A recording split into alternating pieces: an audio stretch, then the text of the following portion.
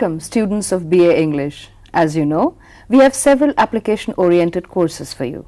Today we have a program from one such course, that is ATR1 Translation. We are presenting this program in the form of an interview in two parts, especially designed for those who are aspiring to become translators. For this, you should know the various problems and processes of translation. Translation can be divided into several major areas under literary translation, translating prose, translating drama, and translating poetry. Translating literature is quite different from translating an official document or a biology textbook. Before we go on to translating poetry, let me ask you a basic question first. What is a poem? In a poem, the organization of language is different from everyday speech. It follows certain conversations. The poets work through imagination to create a world that goes beyond the perception of the senses. Poetry goes beyond reality, unlike prose. It goes into the domain of imaginary. The musical quality makes the poem attractive. Why does one translate poetry? It is simply because it enables one to have access to the literature of a culture which one is ignorant of. In this program, Mr. Girdhar Rathiji will explain a specific area like translating poetry and also highlight some of the job-related problems while translating poems. Rathiji is the editor of the Hindi journal Samkalin Bharatiya Sahitya in the Sahitya Academy. Welcome to our studio, Rathiji. Thank you, Sadhya. You've done a lot of translation of major works. Now, what does the success of a good translation depend on? Readability or the selection of proper work or quality? Many things. I think one could say you can put all these eggs together in one basket. So of course you have to select good poetry for translation. You have to have some sort of affinity, your own liking. I think that would be the first thing. If you are translating a poem, you must like that poem and resonate with it. Yeah, somewhere. Yeah. Unless you do that, I don't think you can come up with any good translation. Even prose can fail you there. So the liking, the resonation within you, and then trying to imagine how it came about. I mean, trying to imagine the beginning of time, sort of, almost, and then finding the right word. Now, finding the right word is the whole exercise about translation. In the process, what happens? You are reading another language, and then you are trying to find equivalents in your own language. But half the time you come up with literal translations instead of translating the sense. Is that so? Literal translations would be just one of the meanings of one particular word, which you just mechanically put there. If you are translating with a great liking for the work itself, then I suppose that you would discard a lot of dictionary words. Probably you will pick up your dictionary or pick up your thesaurus and talk to a lot of people, maybe to your maid servant, maybe to your mother, or maybe to your sister. What do you call this particular way of cooking, for example, or what particular pot is used for this particular kind of dish. So you go out in search of words, and then you discard a lot of them, and probably by intuition and probably with your own creativity, you try to approach the exact, the more proper, and then, well. Rathi sir, we have a wealth lying in our own country, for example, written in regional languages. Do you think these have been translated?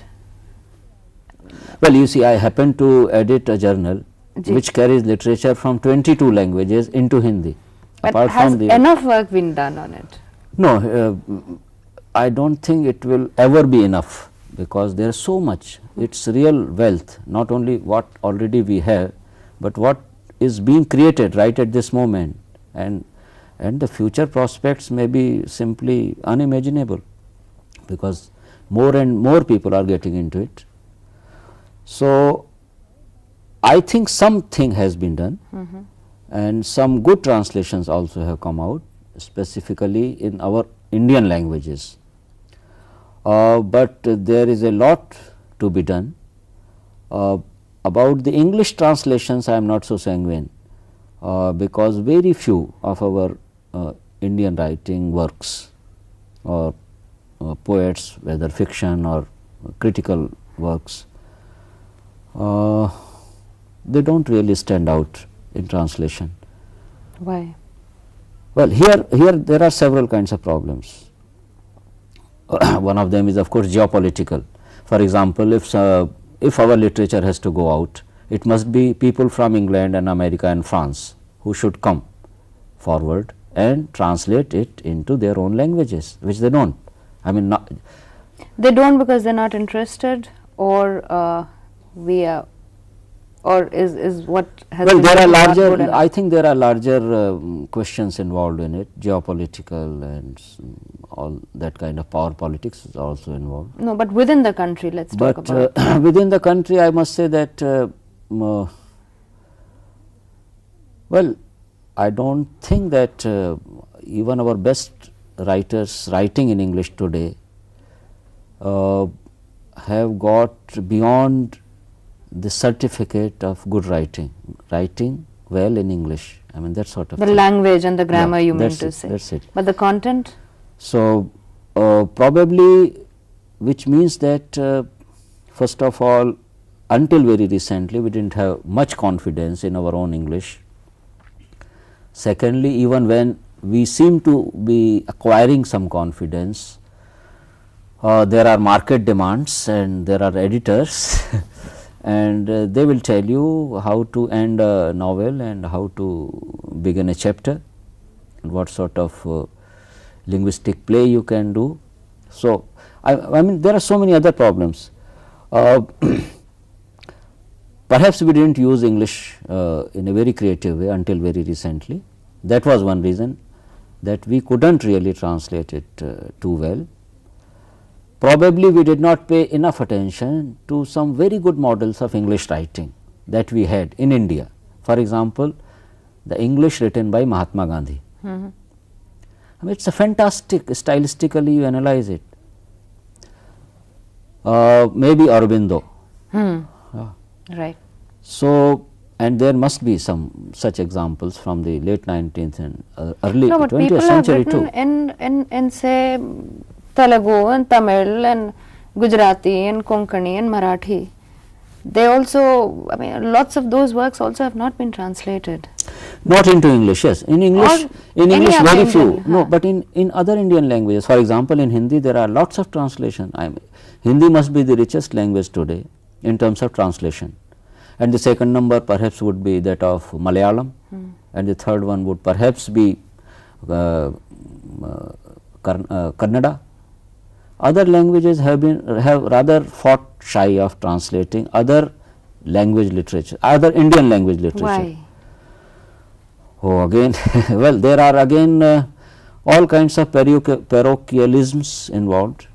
For example, even with a little trepidation, I could say that a Bengali would still like to translate Mallarmé or Baudelaire rather than Nirala. So, that Does it arise out of chauvinism of some sort, or well, I would put it in another way, that probably most of us are easily satisfied. Our ambitions, our targets are not too high. So, we do something, we get a pat on our back and think that well, one Nobel is enough. Okay. Could you tell us something about the practical problems while translating poetry? Well, practical problems are obviously of two kinds. One relating to the languages, both the language, the target and the second problem would be the cultural knowledgeability What is that? Well, if you are doing something from say Telugu into English, so you have to know about the Telugu cultural scene as well as the English cultural scene. I mean, and then again, whether it is British English or American English or Australian English, but leaving apart those complications, unless there would be certain images which wouldn't simply translate into other culture. For example, your red dot. Now of course it's universal, but this red dot on your Forehead. Hindi. Will take a lot of explaining. Now, what does it stand for, apart from the social significance that it has? Even if you have to communicate the aesthetic significance, probably you will have to find some equivalents somewhere in that cultural scenario. So, probably you have to keep knowing and knowing and knowing when you are translating. Right. And are there any market demands? Is there any difference in demands of the present translation compared to when it was in the good old days? Well, in the good old days, the good old thing was that people didn't translate for money. They did it for fun and pleasure, disinterested pleasure, as they would say. That is why we could have Sharat Chandra all over the country in all the languages, and every Indian language claims that Sharat is my language writer. Right. This does not happen anymore. Why? I thought there was more communication today. Yeah, but it seems that the communication keeps you apart. So, you sit here and you thousands of miles away, you are communicating, and none of the two have ever seen each other. So, you mean to say the demand is less, it should be more now? No, in market terms, of course, in market terms the demand is increasing, it is on the increase. And so, translation should also translation, the volume of translation has gone up incredibly during the last decade, just one decade. And there are now not only professional translators, not only institutions, but also awards, and publishers are demanding translations in all the languages, in Hindi of course, and also even in English. Now, I see the last month, during the last 1 month, I saw that there were several French publishers hunting for good Indian language writing. And I suppose in the book fair there must have been many more like that. Now, tell me, when you just said that when you want to get something published, the publisher tells you how to begin, how to end. When you do translation, do you also come across problems like this? Yes, sometimes, yes. Sometimes the demands are such, and in fact there have been such controversies over translations, where the translators have deleted some very crucial parts of a play, for example, thinking that some people say the Christian sensibility would be hurt, or say Hindu sensibility would be hurt, kind of a thing. So, that kind of pressure, this is the danger signal in fact. I mean, it would be very difficult to translate say Salman Rushdie in one particular part of our country. So, and similarly Taslima Nasreen, I do not think she would be universally acceptable in our country.